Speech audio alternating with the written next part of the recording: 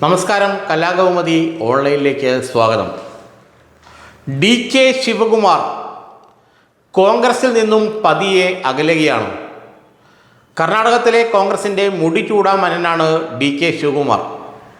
യഥാർത്ഥത്തിൽ കഴിഞ്ഞ നിയമസഭാ തെരഞ്ഞെടുപ്പിൽ കോൺഗ്രസിൻ്റെ വിജയത്തിന് പിന്നിലെ യഥാർത്ഥ ശക്തി എന്നത് കെ ശിവകുമാറിൻ്റെ ആൾബലവും പണബലവും ആയിരുന്നു.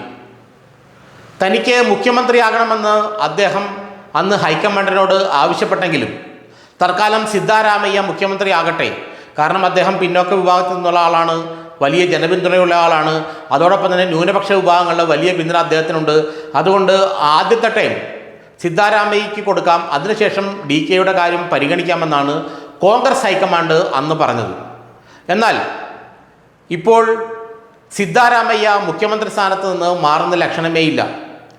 ബീഹാറിലെ തിരിച്ചടിക്ക് ശേഷം ഇനി കർണാടകയിൽ ഒരു നേതൃമാറ്റം ഉണ്ടാകാൻ സാധ്യതയില്ലെന്നുള്ള സൂചന കെ ശിവകുമാറിന് കോൺഗ്രസ് ഹൈക്കമാൻഡ് നൽകി. ഇതോടുകൂടിയാണ് കെ ശിവകുമാർ ഒന്ന് തെറ്റിയത്. ഇപ്പോൾ അദ്ദേഹം ഹൈക്കമാൻഡിനോടും രാഹുൽ ഗാന്ധിയോടും മല്ലികാർജ്ജുന ഖാർഗെയോടുമൊന്നും അത്ര രസത്തിലല്ല. ഒരുപക്ഷെ ശിവകുമാറിനെ സാക്ഷാൽ നരേന്ദ്രമോദി ഇടപെട്ട് കൈകാര്യം ചെയ്തേക്കാമെന്നുള്ള ശ്രുതി കോൺഗ്രസിനുള്ളിൽ ചെറുതായി പരക്കുന്നുണ്ട്, പ്രത്യേകിച്ച് ഡൽഹിയിലും ബാംഗ്ലൂരിലും. കാരണം കെ ശിവകുമാർ ഇപ്പോൾ അസംതൃപ്തനാണ്. കർണാടകയിലെ വിജയത്തിൻ്റെ പ്രധാന പ്രേരകശക്തിയും ശക്തി സ്രോതസ്സും കെ ശിവകുമാർ ആയിരുന്നുവെന്ന് കോൺഗ്രസ് ഹൈക്കമാൻഡ് തന്നെ അംഗീകരിക്കുന്നുണ്ട്. മാത്രമല്ല, ഇന്ത്യയിൽ എവിടെ നിയമസഭാ തെരഞ്ഞെടുപ്പ് നടന്നാലും അതിനുള്ള ഫണ്ടിനായി AICC നേതൃത്വം ആശ്രയിക്കുന്നത് കെക്ക് തന്നെയാണ്. കെ വിചാരിച്ചാലേ കോൺഗ്രസിന് ഫണ്ടുണ്ടാകും. കാരണം കർണാടകത്തിലെ ഏറ്റവും ശക്തനായ കോൺഗ്രസ് നേതാവും വ്യാവസായിക മേഖലയുമായും വ്യവസായ ലോബിയുമായി ഏറ്റവും അധികം അടുപ്പമുള്ള കോൺഗ്രസ് നേതാവും സാക്ഷാൽ കെ ശിവകുമാറാണ്. അദ്ദേഹം ശരിക്കും ഒരു വ്യവസായിയാണ്, വെറും വ്യവസായിയല്ല. ഏതാണ്ട് 10,000 കോടി ടേൺ ഓവറുള്ള കമ്പനികളുടെ ഉടമയാണ് അദ്ദേഹം. അതുകൊണ്ട് തന്നെ അദ്ദേഹത്തിന് കർണാടകത്തിലെ കോൺഗ്രസ് രാഷ്ട്രീയത്തിൽ വലിയ വിലയുണ്ട്. അദ്ദേഹത്തിൻ്റെ വാക്കുകളെ രാഹുൽ ഗാന്ധിയും മല്ലികാർജ്ജുന ഖാർഗെയും ഒക്കെ അംഗീകരിക്കുന്നു. എന്നാൽ മുഖ്യമന്ത്രിയാകണമെന്നുള്ള തൻ്റെ ആഗ്രഹം ഹൈക്കമാൻഡ് പരിഗണിക്കുന്നില്ല എന്നുള്ള പരാതി കുറച്ചു നാളായി കെ ശിവകുമാറിനുണ്ട്. കാരണം താൻ തന്നെയാണ് കർണാടകയുടെ മുഖ്യമന്ത്രിയാകാൻ യോഗ്യനെന്നും സിദ്ധാരാമയ്യ കഴിഞ്ഞ തവണ വിജയത്തിന് കാര്യമായൊന്നും പ്രവർത്തിച്ചില്ലെന്നും അല്ലെങ്കിൽ കാര്യമായ സംഭാവനയൊന്നും സിദ്ധാരാമയ്യയുടെ ഭാഗത്തു നിന്നുണ്ടായില്ലെന്നും ജനകീയൻ എന്നുള്ള ഒറ്റ ലേബലിൽ അദ്ദേഹത്തെ മുഖ്യമന്ത്രിയാക്കുകയാണെന്നും അദ്ദേഹം മുഖ്യമന്ത്രിയാകണമെന്ന് ഹൈക്കമാൻഡ് കടുംപിടുത്തം പിടിച്ചപ്പോൾ താൻ മിണ്ടാതെ നിന്നുവെന്നും അദ്ദേഹത്തെ പിന്തുണച്ചുവെന്നുമാണ് ഇപ്പോൾ കെ ശിവകുമാർ പറയുന്നത്. അതുകൊണ്ട് ഇനി തൻ്റെ ഊഴമാണ്, താൻ കർണാടകയുടെ മുഖ്യമന്ത്രിയാകും. ഏതാണ്ട് 3 വർഷം കഴിഞ്ഞു ഇപ്പോൾ സിദ്ധാരാമയ്യ മുഖ്യമന്ത്രിയായിട്ട്. അവസാനത്തെ 2 വർഷത്തിലെ ടൈം തനിക്ക് തന്നെ വേണമെന്ന വാശിയിലാണ് കെ ശിവകുമാർ. കെ ശിവകുമാർ കോൺഗ്രസ് ഹൈക്കമാൻഡുമായി തെറ്റി നിൽക്കുന്നു എന്നുള്ള കാര്യം നരേന്ദ്രമോദിക്കും അമിത്ഷായ്ക്കുമെല്ലാം നന്നായി അറിയാം. ഇന്ത്യയിലെ വ്യവസായിക കുലപതികളുമായി വ്യക്തിപരമായ തൻ്റെ ബന്ധം കെ ശിവകുമാറിനുണ്ട്. അതുകൊണ്ട് തന്നെ BJPക്ക് ചിലപ്പോൾ കാര്യങ്ങൾ എളുപ്പമാവുകയും ചെയ്യും.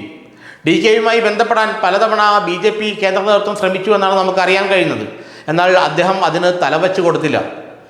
കാരണം അദ്ദേഹത്തിനെതിരെ ED അന്വേഷണം അടക്കമുള്ള പല കാര്യങ്ങളും ഉണ്ടായിട്ടും അദ്ദേഹം കോൺഗ്രസ് വിടാൻ തയ്യാറായില്ലെന്ന് മാത്രമല്ല, നെഹ്റു കുടുംബത്തിനും രാഹുൽ ഗാന്ധിക്കും കോൺഗ്രസിനുമൊപ്പം അടിയുറച്ച് നിന്നു.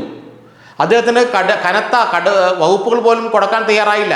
ബാംഗ്ലൂർ ഡെവലപ്മെൻറ്റ് സൊസൈറ്റി പോലും, അല്ലെങ്കിൽ ബാംഗ്ലൂർ ഡെവലപ്മെൻറ്റ് നഗരവികസന വകുപ്പ് തുടങ്ങിയ വകുപ്പുകളാണ് അദ്ദേഹത്തിന് കൊടുത്തത്. പിന്നെ ഉപമുഖ്യമന്ത്രി സ്ഥാനവും കൊടുത്തു. ആഭ്യന്തരമോ ധനകാര്യമോ ഒന്നും കൊടുക്കാൻ സിദ്ധാരാമയ്യ തയ്യാറായില്ല. അതും അദ്ദേഹം മനസ്സിൽ വെച്ച് അമർത്തുകയായിരുന്നു. അങ്ങനെ രോഷം കടിച്ചമർത്തിയാണ് കഴിഞ്ഞ 3 വർഷവും കെ ശിവകുമാർ കർണാടകത്തിലെ കോൺഗ്രസ് രാഷ്ട്രീയത്തെ നയിച്ചുകൊണ്ടിരുന്നത്. എന്നാൽ ഇനി തനിക്ക് സഹിച്ചു നിൽക്കാൻ കഴിയില്ലെന്നുള്ള സൂചന അദ്ദേഹം കോൺഗ്രസ് ഹൈക്കമാൻഡിന് നൽകി കഴിഞ്ഞു. തന്നെ മുഖ്യമന്ത്രിയാക്കിയേ തീരുക എന്നുള്ള നിലപാടിൽ അദ്ദേഹം ഉറച്ചു നിൽക്കുകയാണ്.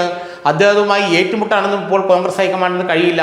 പക്ഷേ ആ സന്ദർഭം മനസ്സിലാക്കി, ആ സന്ദർഭം മുതലാക്കിക്കൊണ്ട് സാക്ഷാൽ നരേന്ദ്രമോദിയും അമിത്ഷായും ചില കരുക്കൾ നീക്കുന്നുണ്ട്. കെ ശിവകുമാറെ BJPയിലെത്തിക്കാനുള്ള നീക്കങ്ങൾക്ക് ആക്കം കൂടിയിരിക്കുന്നു, വേഗത കൂടിയിരിക്കുന്നു എന്നാണ് ഡൽഹിയിൽ നിന്ന് നമുക്ക് മനസ്സിലാക്കാൻ കഴിയുന്നത്.